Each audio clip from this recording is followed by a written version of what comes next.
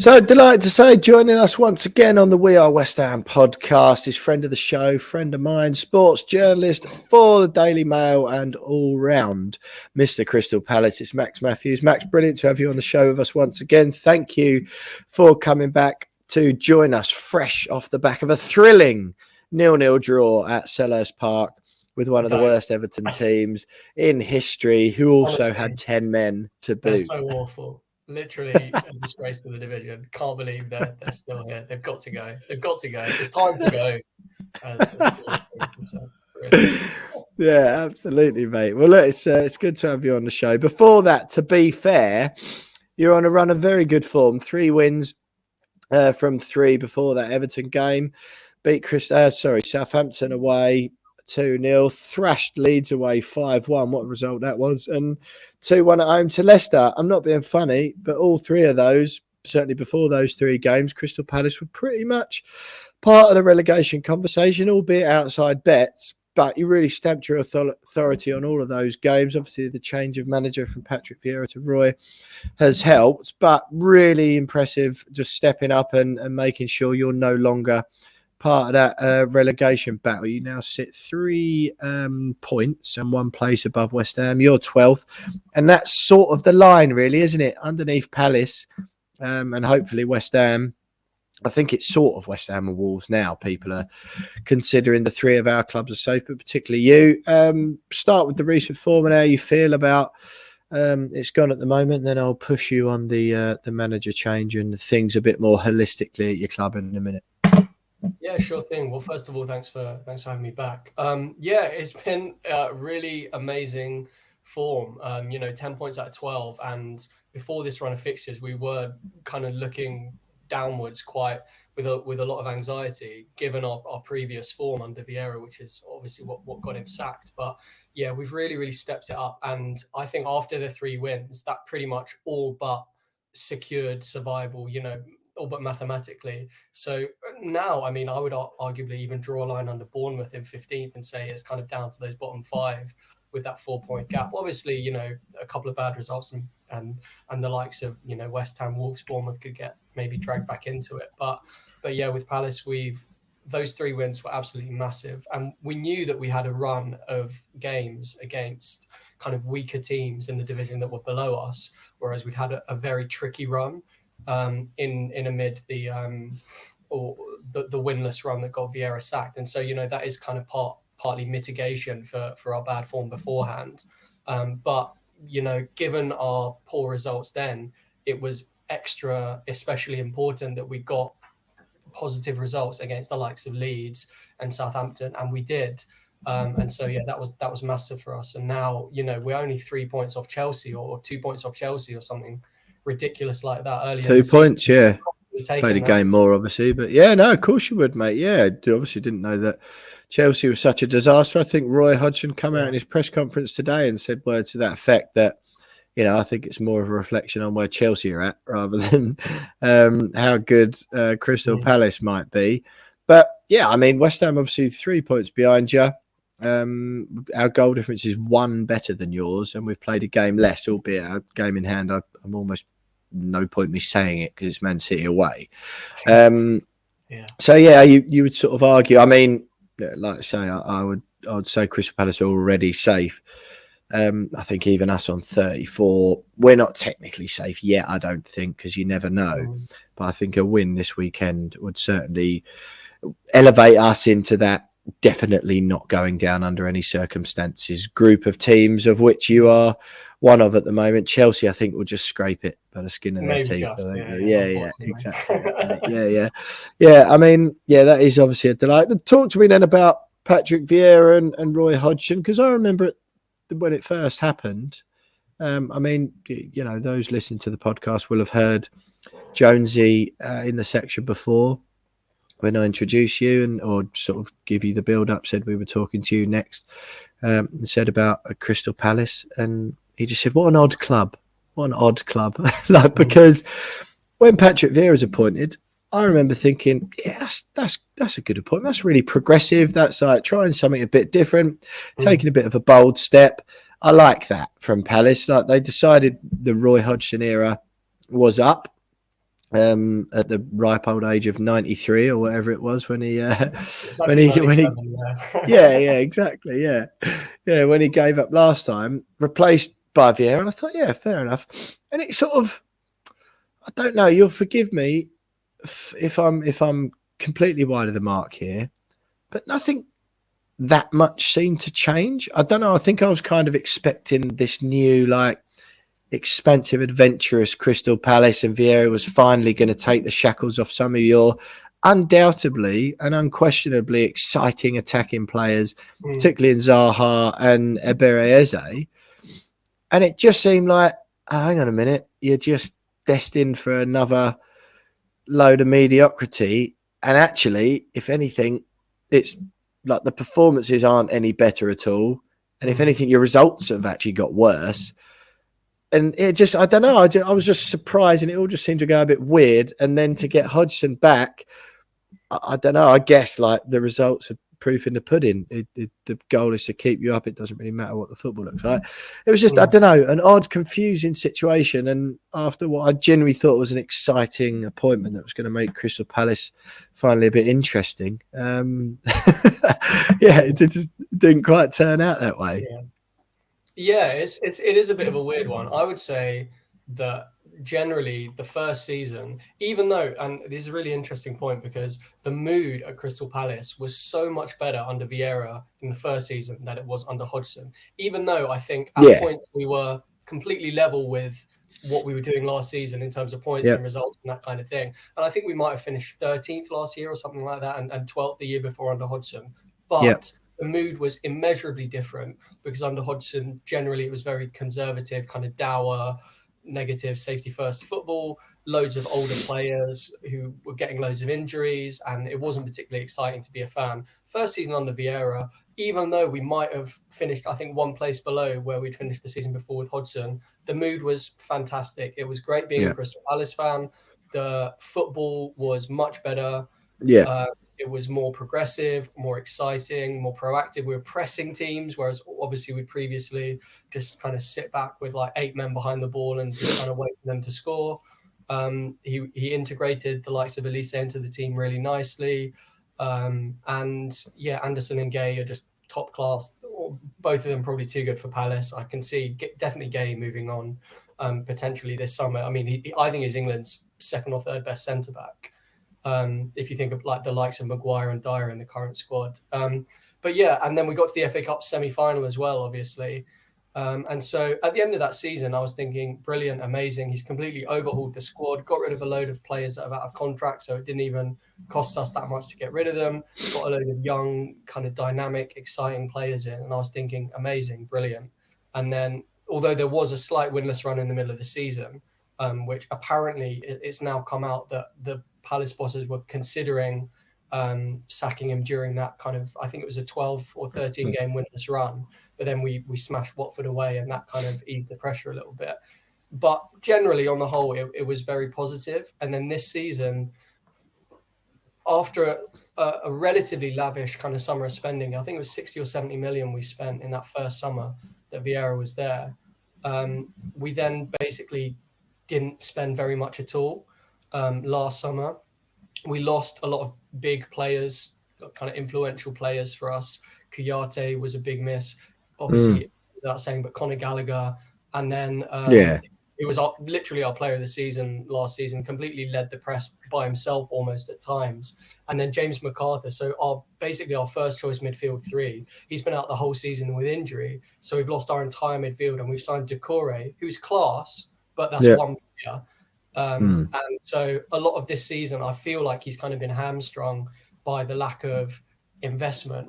And so even though we did go on a winless run, that I would say the majority of Palace fans said after that winless run, all right, it's time to go now. He's obviously not able to inspire the players anymore. They've kind of lost faith in him. I personally wouldn't have sacked him. I would have kept him a bit longer because I don't think it's fair to judge this season based on the investment. If we spent another 70 or 80 million last summer and then we'd kind of stagnated or gone backwards, fair enough. But the only kind of fair season to judge him on is his first one, where he was actually backed in the market, because obviously he just didn't have the players to play the kind of football that he wanted to. But then once we'd sacked Vieira, the best person to turn to is Hodgson. Just because Really? I think so. I mean, it's proofs in the pudding, I guess. But until the end of the season, once the end of the season comes, I think we thank him for his for keeping us up again, and then kind of for his service and his work, and then we go hopefully back to Vieira. So we'll see you in 18 months. Yeah, exactly. Yeah. So what do you do next then? Who do you go for at the end of the season? Because it's almost like you're back to the day before you appointed Vieira, almost. Like you haven't really. Do you know what I mean? Like, yeah, it's almost like you're there again. It does feel like a bit of a retrograde step, definitely, and going back to Hodgson. What I'm hoping. Good word, great word. Yeah. I think that's the first time ever the word retrograde's been used on the We Are West Ham podcast. Yeah, 100%. I mean, definitely like listen back to the whole archives and then report back. Yeah, exactly, mate. Yeah. But yeah, it was a backward step for sure. And so the fact that the fact that there were so few managers that we could appoint, Dean Smith and Jesse Marsh and Hasenhuttl was part of the reason that I didn't want to sack Vieira. But then once you've got rid of him, I think Hodgson's the best one to kind of keep you ticking over until the end of the season. When the summer comes, I would love Graham Potter, but honestly, I don't think we'd be able to get him. I don't think we have much of a chance. Not when teams like Tottenham might be looking at him and that kind of thing. Even like relatively like mid-table teams. I don't think we'd get him, but that kind of person is who I would love to get if the next Potter.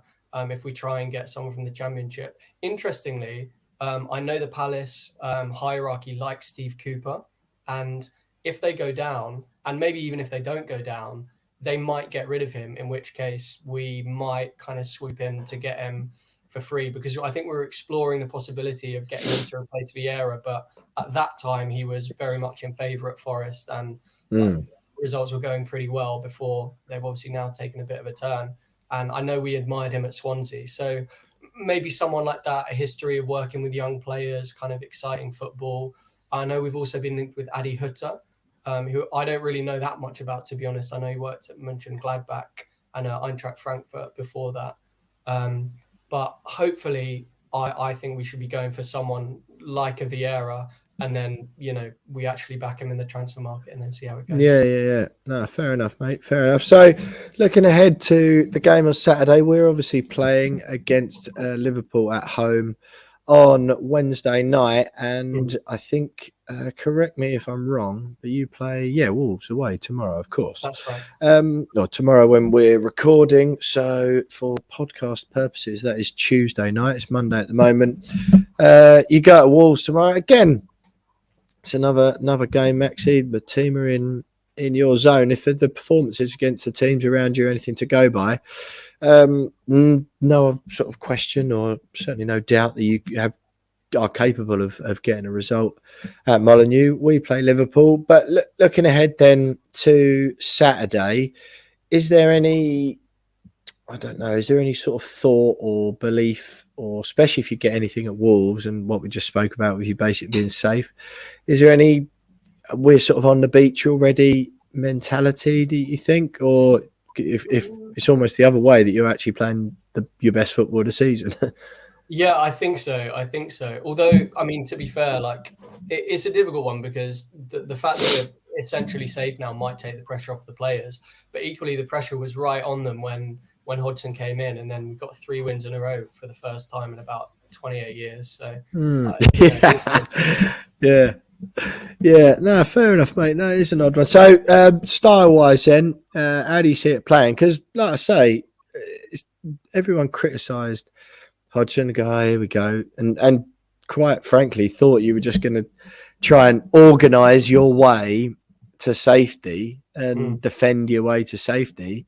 You've he's let the shackles go, and I've heard a lot of that. I heard an interview with Zaha the other day, I think, just sort of singing his praises for releasing the shackles basically. How do you expect the game to play out style wise then Saturday at lunchtime kickoff away against West Ham at home? Yeah, well, what's really interesting is the fact that basically Vieira last season played the 4-3-3 with a holding midfielder and 2 number 8s a bit further forward. Generally, it was someone like Kouyaté in the defensive midfield, and then like MacArthur and Gallagher would be the number 8s, and they'd be kind of pressing a bit higher up the pitch. And that system worked really well last season. And so this season, at the start of the season, even though, as I mentioned earlier, we don't really have the numbers or quality in midfield to kind of maintain that kind of high pressing style with the 4-3-3, Vieira kind of persisted, and he kept trying to put Eze, who's really a number 10 or maybe a winger, into number 8, and he puts Jeffrey Schlupp as the other number 8, who's also not really, that's not quite his best position. And to me, it seemed quite obvious that both of them were out of position, but because of the kind of the paucity of options, he persisted with it. Paucity, that's another one for the list, Max. Absolutely. Paucity and retrograde. This is sensational stuff. You can tell. I mean, for those for those listening who may not know what those words mean, neither do I. So don't worry about it. You crack on, Max. Because of the lack of options in midfield, we would generally just kind of try and carry on playing with those two, and it didn't work. The balance wasn't right. It just didn't fit quite right. Whereas last season it seemed to be a perfect fit.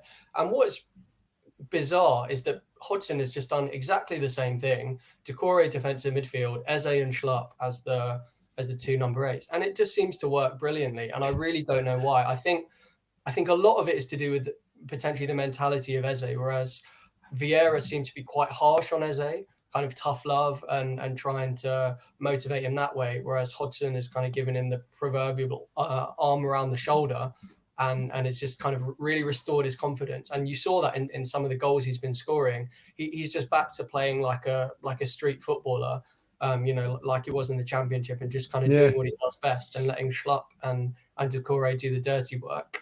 And some people have kind of suggested that the fact Zaha's been injured the last couple of games has let the leash off Elise and Eze in terms of kind of creative freedom. I'm not so sure about that. I would definitely have Zaha back if I could. He's still our best player and like our most likely player to score. But I think there's an element of they feel like maybe they can express themselves a little bit more, as opposed to a lot of our play kind of being funneled through Zaha. Yeah, fair enough, mate. Right, you've got 2 more questions. And one of them's score prediction, so there's not a lot of room within that to use a fancy word. But in the answer to this question, I want you to go for the hat trick, the clean sweep of words that are going to impress me and perhaps baffle me and some of the We Are West Ham podcast listeners. We've got retrograde and paucity so far, so the pressure's on for the clean sweep, Max. The Wilfried Zaha situation, as you've just touched on him there were fears when he went off with the groin injury against Leicester earlier this month that he played his last game for Crystal Palace. He appeared to be in tears as he was coming off. However, Hodgson made the suggestion earlier today that he's unlikely to be fit for Wolves, but there's a chance that he'll play against West Ham. And certainly the story that he's played his last game for Palace doesn't look like it's going to ring true. I feel like it's been the longest ongoing transfer saga in history. I've definitely said that to you before. Yeah. Every transfer window, it appears that, where's Zaha going? And he never goes anywhere. The last couple, or certainly the last 1 or 2, which is similar to the last couple, it's sort of almost gone away, it appears, which almost makes me think the fact it's gone away is now probably going to be the time he actually moves. But I just wonder what you make of that. Is it a ship that sailed because Arsenal were in for him before? He tried it at Man United. I can't see him going to any of those clubs really anymore. People have suggested Europe, but then, he just loves it at Crystal Palace. He plays good football there. Big fish, small pond, that sort of thing. No offence, obviously, with that. But what do you make of that situation? It's been going on forever, and I feel like he's going to retire, and like 5 years later, they'll be like, is Zaha going to come out of retirement and come back to Palace, save us from relegation again? And then obviously he's got 2 sons as well. I think one of them might even be in the academy. I might be making that up. But, I feel like it's just going to be a generational thing. It'll just cycle back. Zaha Senior gets subbed off as Zaha Junior. And then there starts the 20-year cycle of Zaha. When's he going to leave Palace? But Zaha Junior, love it, Yeah, but I mean, I'm Zaha's biggest fan, and I think he's the best player to ever play for the club. A lot of people older might say Ian Wright, maybe like Jeff Thomas, someone like that. But he Gabor Kiraly. Yeah, I mean, of course, that goes without saying. Big Gavel. What a legend. Joby McAnuff. Did Joby McAnuff ever play for you? Yeah. Yeah. Yeah. I'm just trying to think. Neil Shipley? Yeah, we don't talk about Neil Shipley now, though. No, I'm just trying to think of a few more rogue Crystal Palace players I can from the like mid-90s here. John Solarco, he played for you? Yeah, played for England. Yeah. There we go. Yeah, of course. I think there ends my supply of rogue Crystal Palace player. Yeah, exactly. Don't worry, I've got like 248 more, so we can keep. Yeah, exactly. Yeah, we could do that as a bonus episode this week. Like, yeah. So go on. He's your best player you think has ever played for the club? Yeah. I mean, for me, definitely, and I think he is able, like, he's capable of being a squad player for literally any team in the division. I think at City he would be, even at City or Arsenal or like United or Chelsea. I'm not saying he'd start for all of those teams, but he would be like a pretty handy first sub. You know, he's proven that he can do it. Last season, I think he scored 15 goals, and that was in a pretty underperforming Palace team. Admittedly, he had penalties, but yeah, I mean, I think he's European level. I'm not going to say Champions League level, but I'd love to see him play in the Champions League for like maybe a slightly lesser European team, maybe like Marseille, Borussia Dortmund, maybe Milan. I think have been linked as well. And obviously, I could see that. Yeah, because then he wouldn't play against us in the Prem. So if he does go, I wish him or in Europe. And I hope he plays European football and kind of competes for trophies, because I think he's capable of doing that. And it's just his kind of contract situation that's kept him here, when really Arsenal should have gone for him instead of spunking Pepe, wasn't it? It was Pepe. Yeah. Well, I mean, 30 years old now. What is the situation? Is his deal up this summer? Yeah, so I think he's going to leave for free. He's currently on about 100k a week. We've offered him like a club record 200k a week, and obviously that would forever secure his legacy. He'd get a statue, I'm guessing, all of that. But you know, I can see him going elsewhere for free at the end of his contract, which would be I'd love to think of what that statue would be. He'd be sulking, wouldn't he? It'd be like a picture of him like throwing his arms up in the air and like doing that, or the really wide-eyed expression he does when he's like imploring a referee to give a 50-50 like foul in his favor or something like that. Yeah, it wouldn't be like him celebrating a goal, would it? Yeah, exactly. Yeah, fair enough, mate. I'm afraid to tell you though, you didn't wow me with any of your words. Then it was an excellent. I was actually saving it for the scoreline one, but. Were you? Now I've ruined it. So I'm so sorry, Max. Proves you're a better podcast and broadcaster than me. Max, before we let you go, as we always do, West Ham v Crystal Palace, Selhurst Park, lunchtime kickoff on Saturday on BT Sport, I believe. I might be completely wrong there, but if it is on BT Sport, great. If it's not, just check the Sky channels, and I'm sure don't send me angry messages. Yeah, I'm sure you'll find it. Yeah. What's the score going to be then, Max? Well, just before I get into the scoreline, I just wanted to apologise in case I discombobulated any supporters with my vocabulary earlier. Yeah, but I think it'll be. I'll be optimistic and I'll give it a 2-1 Palace at home. Yeah. It's funny actually, because you predicting a Palace win is probably more confusing to our supporters than the word you just used. Yeah, I know. Yeah, 2-1 Palace. I don't know. I mean, I'm sort of confident with my predictions with Jonesy this week. Fancy us to beat Liverpool 4-1. I think I said, and I just think I don't know why. I'm at the best week of the season supporting West Ham, scoring 8 goals in 2 games, only conceding 1. It's been absolutely brilliant. So I've been in a very good mood. That spilled over into my predictions, and I've predicted we'll beat Liverpool 4-1 and then beat you 2-1. Whether that'll actually happen, I'm not so sure, but it's nice to be positive. Listen, Max, it's been absolutely brilliant having you on the show. We really appreciate it.